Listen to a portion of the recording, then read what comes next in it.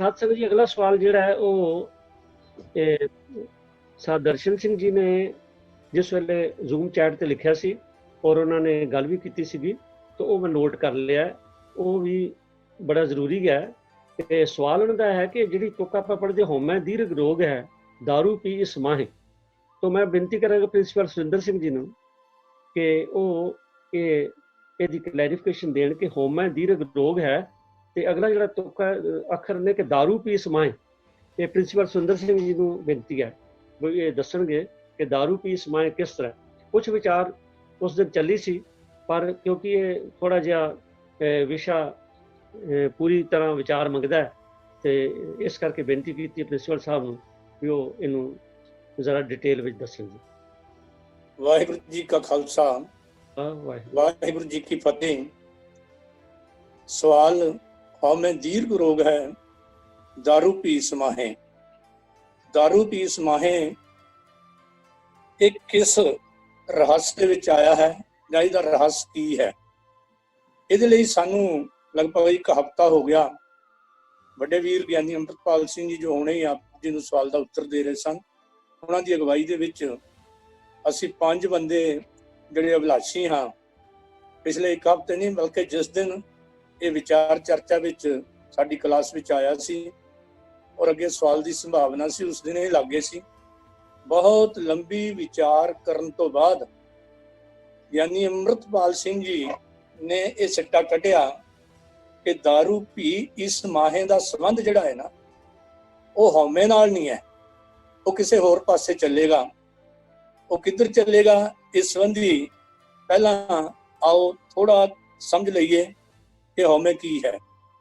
ਪੰਥ ਦੇ ਜਿੰਨੇ ਵਿਦਵਾਨ ਨੇ ਉਹਨਾਂ ਨੇ ਇਸ ਸ਼ਲੋਕ ਦੇ ਅਰਥ ਲਗਭਗ ਉਹੀ ਕੀਤੇ ਨੇ ਜੋ ਪ੍ਰੋਫੈਸਰ ਸਾਹਿਬ ਸਿੰਘ ਜੀ ਨੇ ਕੀਤੇ ਹਨ, ਔਰ ਉਹਨਾਂ ਦੀ ਨਕਲ ਕਰਕੇ ਅੱਗੇ ਸਾਰੇ ਵਿਦਵਾਨ ਜਿਹੜੇ ਨੇ ਉਸ ਢੰਗ ਦੇ ਨਾਲ ਉਹਨਾਂ ਅਰਥਾਂ ਤੇ ਹੀ ਅੱਜ ਤੱਕ ਇਸ ਗੱਲ ਦੀ ਖੋਜ ਕਰਦੇ ਰਹੇ ਕਿ दारू ਪੀ ਇਸ ਮਾਹੇ ਕੀ ਹੈ। ਉਹ ਭਾਵੇਂ ਗਿਆਨੀ ਜੋਗਿੰਦਰ ਸਿੰਘ ਜੀ ਤਲਵਾੜਾ, ਗਿਆਨੀ ਜੋਗਿੰਦਰ ਸਿੰਘ ਜੀ ਬੇਦੰਤੀ, ਪ੍ਰੋਫੈਸਰ ਹਰਬੰਸ ਸਿੰਘ ਜਾਂ ਜਿਤਨੇ ਵੀ ਹਨ, ਉਹਨਾਂ ਨੇ ਲਗਭਗ ਹਉਮੈ ਨੂੰ ਹੀ ਆਧਾਰ ਬਣਾ ਕੇ, ਕੇਂਦਰ ਬਿੰਦੂ ਬਣਾ ਕੇ ਇਸ ਸਵਾਲ ਦਾ ਉੱਤਰ ਲੱਭਣ ਦੀ ਕੋਸ਼ਿਸ਼ ਕੀਤੀ ਹੈ। ਪਰ ਪਹਿਲਾਂ ਸਾਨੂੰ ਇਹ ਗੱਲ ਚੇਤੇ ਰੱਖਣੀ ਪੈਣੀ ਹੈ ਕਿ ਹਉਮੈ ਹੈ ਕੀ। ਗਿਆਨੀ ਜੋਗਿੰਦਰ ਸਿੰਘ ਜੀ ਤਲਵਾੜਾ ਵਾਲਿਆਂ ਨੇ ਲਿਖਿਆ ਹੈ ਕਿ ਹਉਮੈ ਜਿਹੜਾ ਹੈ ਉਹ 2 ਸ਼ਬਦਾਂ ਦੇ ਜੋੜ ਤੋਂ ਹੋਂਦ ਤੇ ਮੈਂ ਹੋਂਦ ਵਿੱਚ ਆਇਆ ਹੈ, ਜਿਸ ਦਾ ਸ਼ਬਦੀ ਅਰਥ ਜਿਹੜਾ ਉਹ ਅਹੰ ਭਾਵ ਦਾ ਅਰਥ ਹੈ ਕਿ ਹਉਮੈ ਕਾਰਨ ਜੀਵ ਕਰਤਾ ਪੁਰਖ ਤੋਂ ਅੱਡਰੀ ਹੋਂਦ ਦਾ ਅਹਿਸਾਸ ਕਰੀ ਬੈਠਾ ਹੈ। ਹਉਮੈ ਤੇ ਹੰਕਾਰ ਵਿੱਚ ਥੋੜਾ ਕੁ ਉਹਨਾਂ ਨੇ ਫਰਕ ਲਿਖਿਆ ਹੈ। ਉਹ ਕਹਿੰਦੇ ਨੇ ਹੰਕਾਰ 5 ਕਾਮ, ਕ੍ਰੋਧ, ਲੋਭ, ਮੋਹ ਹੰਕਾਰ ਵਿੱਚ ਸਭ ਤੋਂ ਪ੍ਰਬਲ ਵਿਸ਼ਾ ਜਿਹੜਾ ਹੰਕਾਰ ਹੈ। ਪਰ ਹੰਕਾਰ ਦੀ ਪਰਿਭਾਸ਼ਾ ਦਿੰਦੇ ਹੋਏ ਉਹਨਾਂ ਨੇ ਇਹ ਗੱਲ ਵੀ ਕਹੀ ਹੈ ਕਿ ਸਮਾਜ ਵਿੱਚ ਆਪ ਤੋਂ ਛੋਟੇ ਜਾਂ ਕਮਜ਼ੋਰ ਵਿਅਕਤੀਆਂ ਤੇ ਆਪਣੀ ਹੈਂਕੜ ਚਲਾਉਣੀ, ਆਪਣਾ ਰੋਬ ਦਾਅਵਤ ਕਾਇਮ ਕਰਨਾ, ਇਹਨੂੰ ਹੰਕਾਰ ਕਹਿੰਦੇ ਹਨ। ਅਤੇ ਉਹਨਾਂ ਨੇ ਹਉਮੈ ਨੂੰ ਹੰਕਾਰ ਤੋਂ ਇੱਕ ਵੱਖਰੀ ਬਲਾ ਜਿਹੜਾ ਇਹ ਮੰਨਿਆ ਹੈ ਕਿ ਉਹ ਵੱਖਰੀ ਹੈ। ਆਪਣੀ ਗੱਲ ਦੇ ਪ੍ਰਮਾਣ ਲਈ ਗਿਆਨੀ ਜੋਗਿੰਦਰ ਸਿੰਘ ਜੀ ਬੇਦੰਤ ਆਪਣੇ ਤਲਵਾੜਾ ਸਾਹਿਬ ਨੇ ਪ੍ਰਮਾਣ ਵੀ ਗੁਰੂ ਅਰਜਨ ਪਾਤਸ਼ਾਹ ਦਾ ਦਿੱਤਾ ਹੈ ਕਿ ਐਸੋ ਗੁਣ ਮੇਰੇ ਪ੍ਰਭ ਜੀ ਕੀਨ, ਐਸੋ ਗੁਣ ਮੇਰੋ ਪ੍ਰਭ ਜੀ ਕੀਨ, 5 ਦੋਖ ਔਰ ਅਹੰ ਰੋਗ। 5 ਦੋਖ ਵੱਖਰੇ ਕਰ ਦਿੱਤੇ ਨੇ, ਅਹੰ ਰੋਗ ਜਿਹੜਾ ਹੈ ਉਹ ਵੱਖਰਾ ਕਰਕੇ ਉਹਨਾਂ ਨੇ ਆਪਣੀ ਗੱਲ ਨੂੰ ਸਪਸ਼ਟ ਕੀਤਾ। 5 ਦੋਖ ਔਰ ਅਹੰ ਰੋਗ ਇਹ ਤਨ ਤੇ ਸਗਲ ਦੂਰ ਕੀਨ।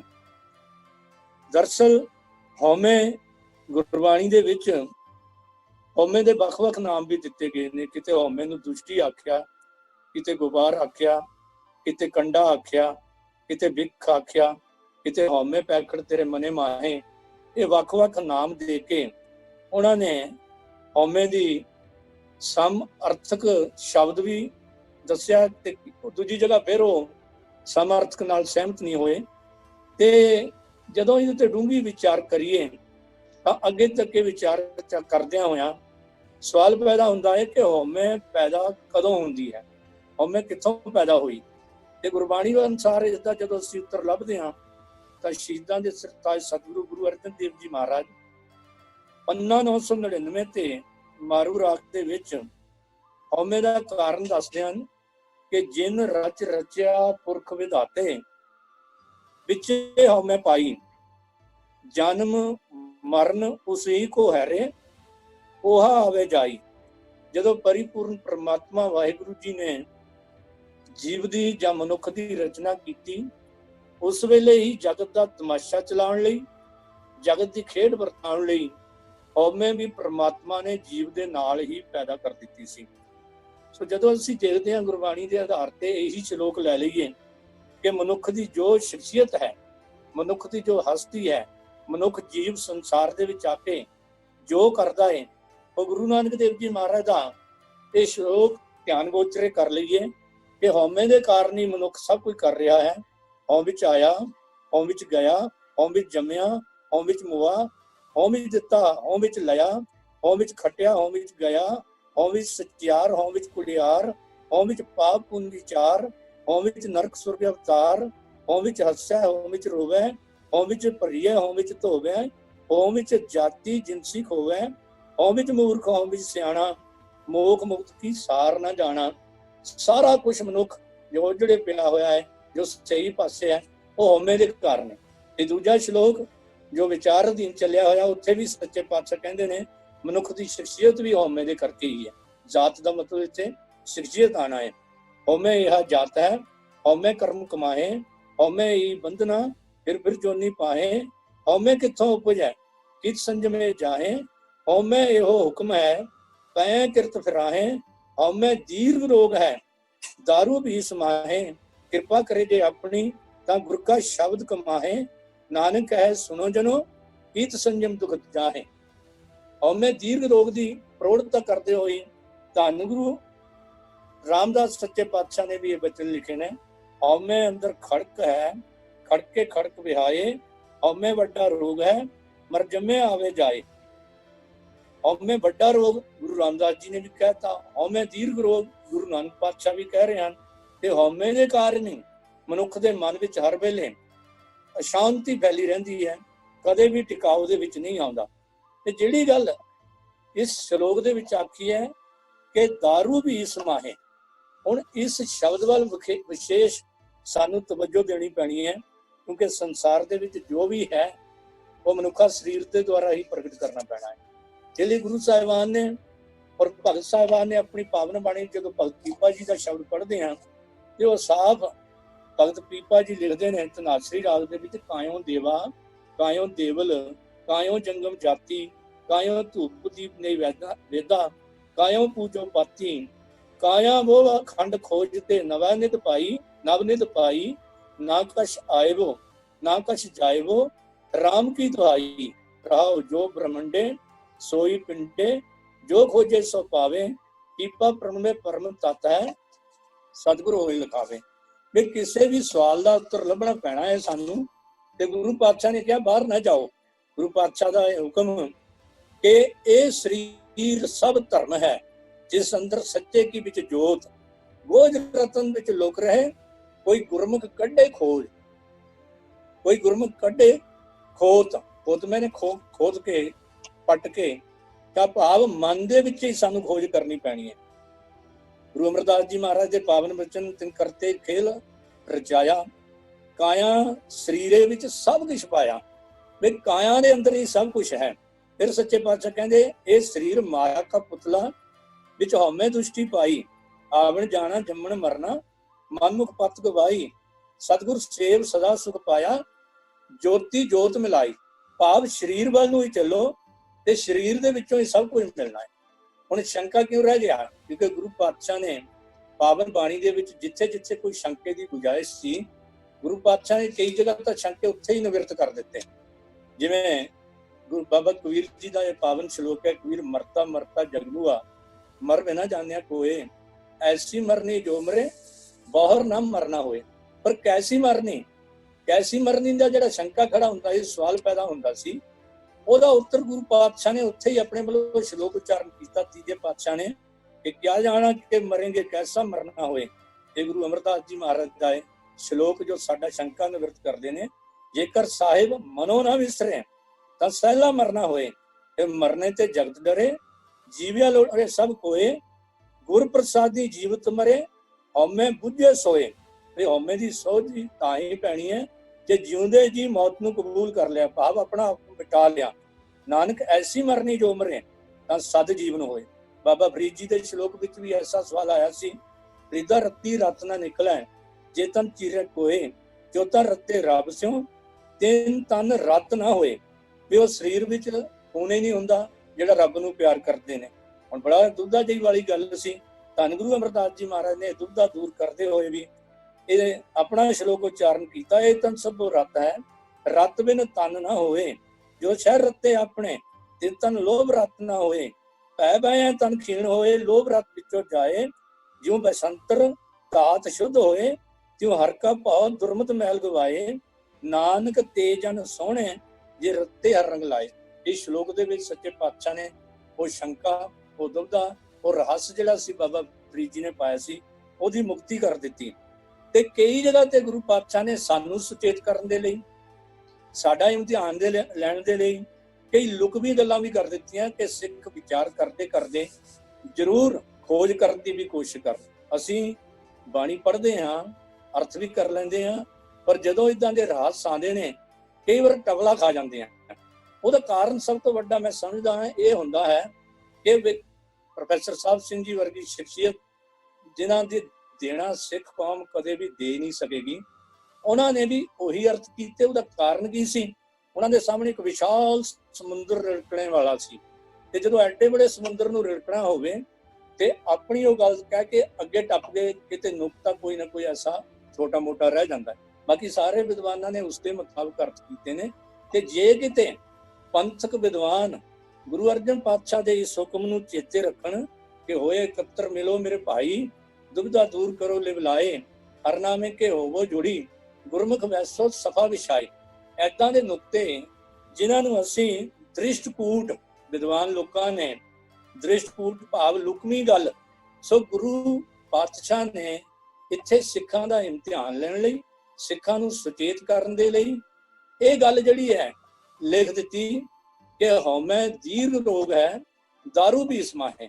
ਜਦੋਂ ਕੱਲੇ ਕੱਲੇ ਅਸੀਂ ਅਰਥ ਕਰਦੇ ਰਹੇ ਬੈਠੇ ਜਾਂ ਕਰਾਂਗੇ, ਉਸ ਲਈ ਕੁਦਰਤੀ ਗੱਲ ਹੋਏਗੀ ਕਿ ਸਾਡੀ ਸੋਚ ਆ ਕੇ ਹਉਮੈ ਨਾਲ ਜੁੜ ਜਾਏਗੀ।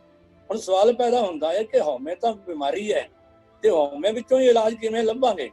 ਪਰ ਇੱਥੇ ਦ੍ਰਿਸ਼ਟੀਕੂਟ ਜਿਹੜਾ ਇੱਕ ਸੁਪਨਾ ਜਾਂ ਇੱਕ ਇਮਤਿਹਾਨ ਸੱਚੇ ਪਾਤਸ਼ਾਹ ਨੇ ਪਾਇਆ ਸੀ, ਉੱਥੇ ਵਿਚਾਰ ਕਰਨੀ ਪੈਣੀ ਹੈ ਕਿ ਗੁਰੂ ਪਾਤਸ਼ਾਹ ਨੇ ਹੁਕਮ ਕੀਤਾ ਕਿ ਸਭ ਕੁਝ ਸਰੀਰ ਦੇ ਵਿੱਚ ਹੈ, ਜੋ ਦਿਸਦਾ ਅਣਦਿਸਦਾ, ਗੁਣ ਅਵਗੁਣ, ਮੈਂ ਕਾਮੀ ਹੈ, ਮੈਂ ਕ੍ਰੋਧੀ ਹੈ, ਮੈਂ ਲੋਭੀ ਹੈ, ਮੇਰੇ ਸਰੀਰ ਤੋਂ ਹੀ ਪਤਾ ਲੱਗਣਾ ਹੈ। ਤੇ ਇਹਨਾਂ ਸਾਰੇ ਜੋ ਕੁਝ ਹੈ ਸਰੀਰ ਦੇ ਵਿੱਚ, ਜੋ ਮੈਂ ਪਹਿਲਾਂ ਪ੍ਰਮਾਣ ਬੋਲਿਆ ਸੀ ਕਿ ਜੋ ਬ੍ਰਹਮੰਡੇ ਸੋਈ ਪਿੰਡੇ, ਉਹ ਤਾਂ ਰੱਬ ਵਾਸਤੇ ਕਿਹਾ ਹੈ, ਪਰ ਕਾਇਓ ਦੇਵਾ ਸਾਰਾ ਕੁਝ ਇਹਦੇ ਵਿੱਚੋਂ ਹੀ ਖੋਜਣਾ ਪੈਣਾ। ਧੰਨ ਗੁਰੂ ਰਾਮਦਾਸ ਜੀ ਨੇ ਤਾਂ ਇੱਥੋਂ ਤੱਕ ਹੁਕਮ ਕਰ ਦਿੱਤਾ ਸੀ ਕਿ ਕਾਇਆ ਕੋਟ ਅਪਾਰ ਹੈ, ਅੰਦਰ ਹਾਟ ਨਾਲੇ। ਇਹ ਤਾਂ ਇੱਕ ਐਸਾ ਕਿਲਾ ਹੈ ਕਿ ਹਰ ਕਿਸਮ ਦਾ ਬਾਜ਼ਾਰ, ਹਰ ਕਿਸਮ ਦੀ ਦੁਕਾਨ ਮਿਲ ਜਾਏਗੀ। ਗੁਰਮੁਖ ਸੌਦਾ ਜੋ ਕਰੇ, ਹਰ ਵਸਤ ਸੰਭਾਲੇ, ਨਾਮ ਨਿਧਾਨ ਹਰ ਬਣ ਜੀਏ, ਹੀਰੇ ਪ੍ਰਵਾਲੇ, ਬਿਨ ਕਾਇਆ ਜੇ ਹੋਰ ਥੈ ਧਨ ਖੋਜਦੇ, ਸੇ ਮਨਮੁਖ ਮੂੜ ਬਿਤਾਲੇ। ਸੱਚੇ ਪਾਤਸ਼ਾਹ ਨੇ ਸੇ ਮੂੜ ਬਿਤਾਲੇ, ਉਹਨਾਂ ਨੂੰ ਮੂਰਖ ਆਖ ਦਿੱਤਾ ਜੇ ਅਸੀਂ ਸਰੀਰ ਤੋਂ ਬਾਹਰ ਜਾ ਕੇ ਕਿਸੇ ਹੋਰ ਪਾਸੇ ਜਾ ਕੇ ਖੋਜਾਂਗੇ। ਸੋ ਜਦੋਂ ਅਸੀਂ ਸਰੀਰ ਵੱਲ ਇਸ ਦੁੱਖ ਦਾ ਜਦੋਂ ਅਸੀਂ ਡੂੰਘੀ ਵਿਚਾਰ ਕਰਦੇ ਹਾਂ ਤਾਂ ਗੁਰੂ ਨਾਨਕ ਪਾਤਸ਼ਾਹ ਨੇ ਕਿਹਾ ਵੀ ਹਉਮੈ ਵੀ ਸਰੀਰ ਵਿੱਚ ਵਸਦੀ ਹੈ। ਹਉਮੈ ਦਾ ਇਲਾਜ ਜਿਹੜਾ ਕੀ ਹੈ? ਉਹ ਨਾਮ ਹੈ। ਤੇ ਨਾਮ ਦਾ ਵਾਸਾ ਵੀ ਕਿੱਥੇ ਹੈ? तो गुरु अर्जन पातशाह ने कह दिता, नौने अमृत प्रभ का नाम देही में इसका विश्राम। सो जदों देही वाल असीं इशारा करते हैं ना, गुरु पातशाह करते हैं ते सानू इशारा करते हैं कि हमें दीर्घ रोग है, असीं रोग विचों ही इलाज लभण लग पे। जबकि इस शब्द का संबंध जिहड़ा है वो हौमे नाल ना जोड़िया जाए तो ज्यादा ठीक रहेगा। हौमे की जगह इस शब्द का संबंध शरीर वाल आवेगा। सो जदों ਅਸੀਂ ਸਰੀਰ ਦੇ ਵਿੱਚੋਂ ਹੀ ਖੋਜਾਂਗੇ ਤਾਂ ਇਹ ਪਤਾ ਲੱਗੇਗਾ ਕਿ ਹਉਮੈ ਵੀ ਸਰੀਰ ਦੇ ਵਿੱਚ ਹੈ, ਵਿਕਾਰ ਵੀ ਸਰੀਰ ਦੇ ਵਿੱਚ ਹਨ ਤੇ ਉਹਦਾ ਇਲਾਜ ਵੀ ਸਰੀਰ ਦੇ ਵਿੱਚ ਹੈ। ਇਸ ਲਈ ਅਸੀਂ ਪੂਰਾ ਹਫ਼ਤਾ ਨਹੀਂ ਬਲਕਿ ਜਿਸ ਦਿਨ ਦਾ ਇਹ ਚੱਲਿਆ ਵਾ, ਪਹਿਲਾਂ ਵੀ ਇਹ ਵਿਚਾਰ ਆਉਂਦੀ ਰਹੀ ਪਰ ਜਦੋਂ ਇਕੱਠੇ ਬੈਠ ਕੇ ਅਸੀਂ ਸਿੱਟੇ ਤੇ ਪਹੁੰਚੇ ਤਾਂ ਇਸ ਗੱਲ ਵੱਲ ਨੂੰ ਵਿਚਾਰ ਚੱਲੀ, ਇਹ ਸਰੀਰ ਵਿੱਚ ਨਾਲ ਸੰਬੰਧਿਤ ਹੈ। ਇਹ ਜਿਹੜਾ ਸ਼ਬਦ ਹੈ ਦਾਰੂ ਪੀ ਇਸ ਮਾਏ, ਇਸ ਦਾ ਸੰਬੰਧ ਹਉਮੈ ਨਾਲ ਨਹੀਂ, ਇਸ ਸ਼ਬਦ ਦਾ ਸੰਬੰਧ ਸਰੀਰ ਨਾਲ ਜੋੜਿਆ ਜਾਵੇ ਤੇ ਸਰੀਰ ਵਿੱਚੋਂ ਹੀ ਇਸ ਦਾ ਇਲਾਜ, ਉਹ ਇਲਾਜ ਹੈ ਕਿ ਉਸ ਪਰਿਪੂਰਨ ਪਰਮਾਤਮਾ ਦਾ ਨਾਮ ਹੀ ਹਉਮੈ ਦਾ ਰੋਗ ਕੱਟ ਸਕਦਾ ਹੈ। ਪਰ ਇਹਦਾ ਇਲਾਜ ਸਰੀਰ ਵਿੱਚ ਹੀ ਪਿਆ ਹੈ, ਸਰੀਰ 'ਚ ਹੀ ਰੋਗ ਹੈ। ਜਾਂਦਾ ਜਾਂਦਾ ਇੱਕ ਥੋੜੀ ਮੈਨੂੰ ਯਾਦ ਆ ਗਈ, 1976 ਵਿੱਚ ਅਸੀਂ ਹੇਮਕੁੰਡ ਗਏ, ਮੁੰਡੇ ਗੁੰਡੇ ਸੀ, ਨਿੱਕਰਾਂ ਜਿਹੀਆਂ ਪਾਈਆਂ ਵਾ ਤੇ ਕੋਲ ਜੰਗਲ ਦੇ ਵਿੱਚ ਜਾ ਰਹੇ ਸੀ।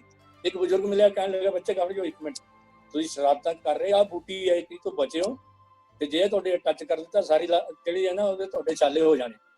ਤੇ ਉਹ ਸਾਡੇ 'ਚ ਮੁੰਡਾ ਇੱਕ ਉਹ ਸੀ, ਬਾਬਾ ਪਰੇ ਨੂੰ ਹੋਇਆ ਬਜ਼ੁਰਗ, ਤੇ ਉਹਨੇ ਜ਼ੋਰ ਨਾਲ ਲੱਤ ਮਾਰੀ ਉਸ ਬੂਟੀ ਤੇ, ਉਹਦੀ ਸਾਰੀ ਲੱਤ ਛਾਲਿਆਂ ਨਾਲ ਭਰ ਗਈ ਤੇ ਹਾਈ ਕੁਰਲਾਟ ਮੱਚ ਗਈ, ਅੱਗ ਪੈ ਗਈ ਸਭ ਪਾਸੇ, ਸੁੱਝੇ ਕੋਈ ਨਾ। ਜਾਨੂੰ ਕੋਈ ਹੋਰ ਇੱਕ ਬਜ਼ੁਰਗ ਆਇਆ, ਉਹਨੂੰ ਅਸੀਂ ਪੁੱਛਿਆ ਬਾਬਾ ਜੀ ਆਹ ਗੱਲ ਹੋ ਗਈ। ਉਹ ਕਹਿਣ ਲੱਗਾ ਇਹਦੇ ਵਿੱਚ ਹੀ ਜੜ੍ਹਾਂ ਦੇ ਵਿੱਚ ਹੀ ਨਾ ਇੱਕ ਹੋਰ ਬੂਟੀ ਹੈ, ਉਹ ਲੱਭੋ। ਅਸੀਂ ਸਾਨੂੰ ਤਾਂ ਹੁਣ ਸਮਝ ਨਹੀਂ ਲੱਗੀ, ਤੁਸੀਂ ਆਓ ਜਰਾ। ਉਹਨੇ ਇੱਕ ਪਾਲਕ ਵਰਗੀ ਜਿਹੜੀ ਬੂਟੀ ਸੀ ਨਾ, ਉਹ ਧਰਤੀ ਦੇ ਉੱਤੇ ਉਸੇ ਹੀ 1 ਫੁੱਟ ਦੇ ਏਰੀਆ ਦੇ ਵਿੱਚ ਲੱਭ ਕੇ ਸਾਨੂੰ ਦੇ ਦਿੱਤੀ। ਤੇ ਜੇ ਅਸੀਂ ਉਹ ਬੂਟੀ ਵਿੱਚੋਂ ਹੀ ਕਿਤੇ ਜ਼ਹਿਰੀਲੀ ਬੂਟੀ ਵਿੱਚੋਂ ਹੀ ਇਲਾਜ ਲੱਭਣ ਲੱਗ ਪੈਂਦੇ ਤਾਂ ਸ਼ਾਇਦ ਸਾਰਾ ਸਰੀਰ ਹੀ ਸਾਡਾ ਛਾਲਿਆਂ ਨਾਲ ਭਰ ਜਾਂਦਾ। ਪਰ ਜਿੱਥੇ ਉਹ ਬੂਟੀ ਉੱਗੀ ਹੋਈ ਸੀ ਨਾ, ਜਿੱਥੇ ਉਸ ਬੂਟੀ ਦੀਆਂ ਜੜ੍ਹਾਂ ਸੀ, ਉਸੇ ਧਰਤੀ ਦੇ ਹਿੱਸੇ ਵਿੱਚ ਉਹ ਪਾਲਕ ਵਰਗੀ ਬੂਟੀ ਦੀਆਂ ਜੜ੍ਹਾਂ ਤੋੜੇ ਪੱਤੇ ਦਿੱਤੇ ਤੇ 2 ਪੱਤਿਆਂ ਨਾਲ ਸਾਰੇ ਛਾਲੇ ਠੀਕ ਹੋ ਗਏ। ਇਹ ਇਦਾਂ ਦੀ ਜ਼ਹਿਰੀਲੀ ਬੂਟੀ ਹੈ ਜਿਹੜੀ ਹੈ ਸਰੀਰ ਦੇ ਵਿੱਚ ਹੀ, ਪਰ ਅਸੀਂ ਇਲਾਜ ਲੱਭਣ ਵੇਲੇ ਕਈ ਵਾਰ ਉਹ ਸ਼ਬਦ ਦਾ ਸੰਬੰਧ ਜਿਹੜਾ ਹੈ ਨਾ ਉਹ ਹਉਮੈ ਨਾਲ ਜੋੜ ਦਿੰਦੇ ਆ। ਇਸ ਲਈ ਇਸੀ ਮਾਇਆ ਦਾ ਸੰਬੰਧ ਸਰੀਰ ਵਿੱਚੋਂ ਇਹਦਾ ਇਲਾਜ ਲੱਭਣ ਦੀ ਕੋਸ਼ਿਸ਼ ਕਰਨੀ ਹੈ। ਆਸ ਹੈ ਇੱਕ ਨਵੀਂ ਜਿਹੀ ਵਿਚਾਰਧਾਰਾ ਤੁਹਾਡੇ ਸਾਹਮਣੇ ਆਈ, ਪਰ ਬੜੀ ਡੂੰਘੀ ਸੋਚ ਵਿਚਾਰ ਤੋਂ ਬਾਅਦ ਜੇ ਇਹਦੇ ਵਿੱਚ ਕੋਈ ਆਪ ਜੀ ਨੂੰ ਲੱਗਦਾ ਹੈ ਕਿ ਵਜੂਲ ਜਿਹੀ ਗੱਲ ਕਰ ਦਿੱਤੀ ਜਾਂ ਇਹਦੇ 'ਚ ਹੋਰ ਵਿਚਾਰ ਹੋਣ ਦੀ ਲੋੜ ਹੈ, ਤਾਂ ਸਾਡਾ ਵੀ ਮਾਰਗਦਰਸ਼ਨ, ਤੁਸੀਂ ਵਿਦਵਾਨ ਲੋਕ ਬੈਠੇ ਹੋ, ਸਾਰੇ ਕਰਨ ਦੀ ਕਿਰਪਾਲਤਾ ਕਰੋ। ਸੋ ਅੰਤ ਸਿੱਟਾ ਇਹੀ ਨਿਕਲਦਾ ਹੈ ਕਿ ਇਸ ਹੀ ਮਾਹੇ ਦਾ ਸ਼ਬਦ ਸਰੀਰ ਨਾਲ ਹੈ ਤੇ ਹਉਮੈ ਦੀਰਘ ਰੋਗ ਹੈ, ਉਹਦਾ ਇਲਾਜ ਜਿਹੜਾ ਸਰੀਰ ਵਿੱਚੋਂ ਹੀ ਲੱਭਣਾ ਹੈ। ਉਹ ਸਰੀਰ ਵਿੱਚ ਗੁਰੂ ਪਾਤਸ਼ਾਹ ਨੇ ਦੱਸ ਦਿੱਤਾ, ਨੌਨਿੰਦ ਅੰਮ੍ਰਿਤ ਪ੍ਰਭ का नाम देही मैं इसका विश्राम। कुल गलती लेके मां जी, बहुत बहुत धन्यवाद। वाहिगुरु जी का खालसा, वाहिगुरु जी की फतेह। ਹਾਂਜੀ, ਪ੍ਰਿੰਸੀਪਲ ਸਾਹਿਬ ਨੇ ਬੜੇ ਵਿਸਥਾਰ ਨਾਲ ਔਰ ਜਿਹੜੀਆਂ ਗੱਲਾਂ ਨੇ ਵਾਕਈ ਉਹ ਮਨ ਨੂੰ ਟੱਚ ਕਰਦੀਆਂ ਨੇ, ਤੇ ਮੈਨੂੰ ਉਮੀਦ ਹੈ ਬਈ ਸੰਗਤ ਨੇ ਜ਼ਰੂਰ ਇਹ ਜਿਹੜਾ ਹਉਮੈ ਦੀਰਘ ਰੋਗ ਹੈ, ਦਾਰੂ ਪੀ ਸਮਾਹੇ, ਜਿਹੜਾ ਦਾਰੂ ਪੀ ਸਮਾਹੇ ਹੈ, ਇਹ ਕਾਫੀ ਹੱਦ ਤੱਕ ਜ਼ਰੂਰ ਹੋਇਆ ਹੋਏਗਾ। ਤੋ ਮਹਾਰਾਜ ਨੇ ਬਾਣੀ 'ਚ ਆ ਗਿਆ ਸਰਬ ਔਖਦ ਨਾਮ ਹੈ, ਤਾਂ ਸਾਰੀਆਂ ਬਿਮਾਰੀਆਂ ਦਾ ਜੋ ਇਲਾਜ ਹੈ ਉਹ ਤਾਂ ਨਾਮ ਹੀ ਹੈ। ਤੇ ਮਨੁੱਖਾ ਜਨਮ ਜਿਹੜਾ ਹੈ, ਇਹ ਮੈਂ ਸਮਝਦਾ ਵੀ ਇਹ ਇਮਤਿਹਾਨ ਦੀ ਘੜੀ ਹੈ ਮਨੁੱਖਾ ਜਨਮ, ਕਿਉਂਕਿ ਇਹਦੇ 'ਚ ਮਹਾਰਾਜ ਨੇ ਜਿੱਥੇ ਸਾਨੂੰ ਮਨੁੱਖਾ ਜਨਮ ਦਿੱਤਾ, ਨਾਲ ਹੀ ਵਿਵੇਕ ਬੁੱਧੀ ਦਿੱਤੀ। ਸੋ ਵਿਵੇਕ ਵਰਤ ਕੇ ਜੇਕਰ ਆਪਾਂ ਨਾਮ ਨਾਲ ਜੁੜੇ ਰਹਾਂਗੇ ਤਾਂ ਇਹਨਾਂ ਸਾਰੀਆਂ ਬਿਮਾਰੀਆਂ ਤੋਂ ਛੁਟਕਾਰਾ ਪੈ ਸਕਦਾ ਹੈ। ਤਾਂ ਬਹੁਤ ਸੁੰਦਰ ਵਿਚਾਰ ਦਿੱਤੇ ਨੇ ਜੀ, ਧੰਨਵਾਦ ਆਪ ਜੀ ਦਾ ਜੀ।